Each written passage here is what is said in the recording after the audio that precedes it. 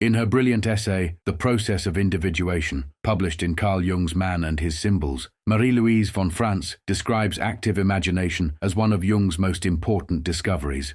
And I quote directly, "Active imagination is a certain way of meditating imaginatively, by which one may deliberately enter into contact with the unconscious and make a conscious connection with psychic phenomena." Active imagination is among the most important of Jung's discoveries. While it is in a sense comparable to Eastern forms of meditation, such as the technique of Zen Buddhism or of Tantric Yoga, or to Western techniques like those of the Jesuit exercitia, it is fundamentally different in that the meditator remains completely devoid of any conscious goal or program. Thus, the meditation becomes the solitary experiment of a free individual, which is the reverse of a guided attempt to master the unconscious.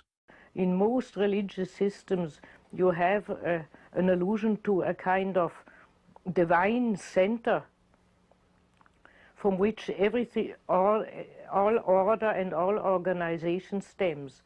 And if we can find out where dreams come, we can say from that center, whatever that center is. That center appears in the dreams itself, sometimes as a center, as a mandala, as an inner city, as a circle or a square, or some other abstract formation, or it appears as a divine savior child, as a savior figure, as a wise old man or wise old woman figure personified, something, a psychopomp, something which guides our psychic life. All these figures seem to point to that ultimately unknown and unknowable greater center in our psyche. Nowadays we speak very much of self-realization, and there's always the danger of mixing this up with what Jung meant by this, the self. For Jung, the self, written with a capital, is meant to be that supraordinate inner divine center, unknown divine center of the psyche, which we have to explore all our lifetime.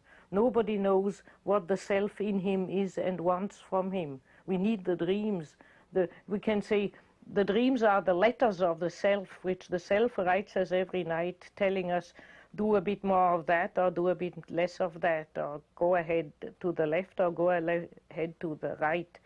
And as I say, if one looks back, one sees suddenly there is a pattern in this, as if the self with the capital is having a plan with us, a kind of destiny.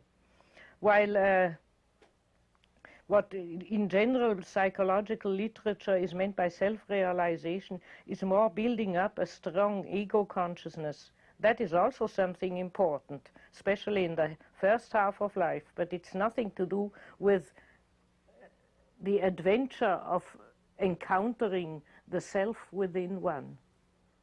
That is not self-realization in the ordinary sense of the word. It's an adventurous encounter with a greater inner center within oneself.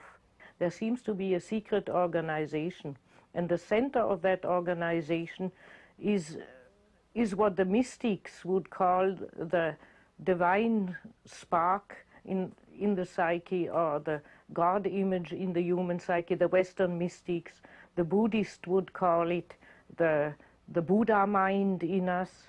Jung dreamt of the self in the form of the yogi. You remember he was walking down the road and came to the little chapel?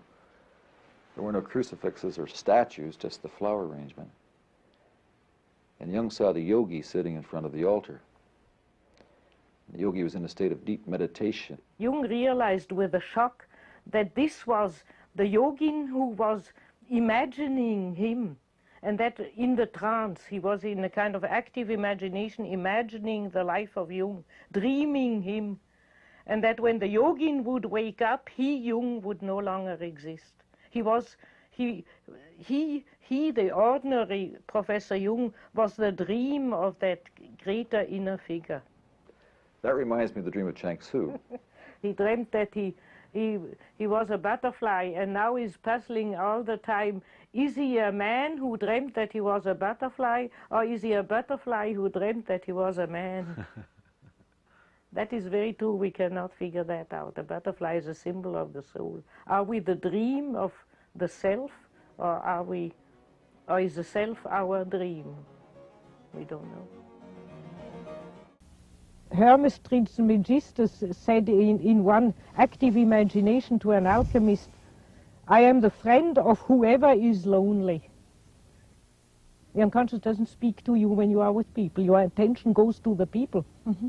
While when you are lonely, I've lived in this tower sometimes 3 weeks alone without speaking to one word to anybody. And I sometimes thought I was going off my head. But the unconscious became alive. It was my partner.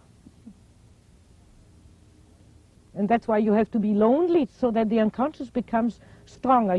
It's like loading up the unconscious, and then it manifests. And then you are not lonely anymore. So we have to support the unconscious. It's not enough to just have it. We have to actively turn towards it and support it so that it then helps us. That tiny little phrase, brief candle, brings together the intellect, the feeling, the imagination, and for one moment you are whole.